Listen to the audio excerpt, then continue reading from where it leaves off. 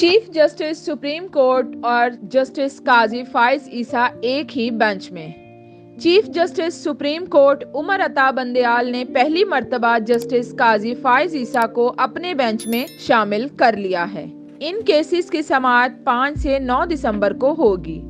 2 मुअज़्ज़िज़ जज साहिबान के अलावा जस्टिस सैयद मंसूर अली शाह भी बेंच का हिस्सा हैं। अवामी सतह पर यह तासुर आम है कि आला अदलिया के अंदर मुअज़्ज़िज़ जजेस में भी इख्तलाफात पाए जाते हैं, जिसकी वजह से काजी फाइज ईसा को बेंचेस का हिस्सा नहीं बनाया जाता।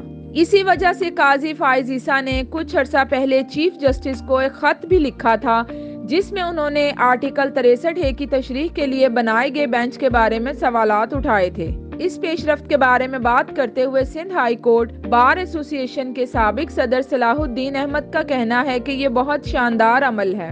अब उम्मीद की जा सकती है कि अदलिया में मौजूद तफरीक कम होगी और इससे इंसाफ की फराहमी का अमल भी बेहतर होगा। इनका मजीद कहना था कि बातचीत से ही मामलात हल होते हैं और सियासत बातचीत का ही नाम है। नए बेंच की तश्कील के बारे में साबिक additional attorney general Tariq Mahmood Khokhar का कहना था कि चीफ जस्टिस साहब ने तनाज़ा और इख्तलाफ को आगे बढ़कर ख़त्म करने की कोशिश की है और उम्मीद है दूसरे साहिबान भी मस्बत जवाब देंगे।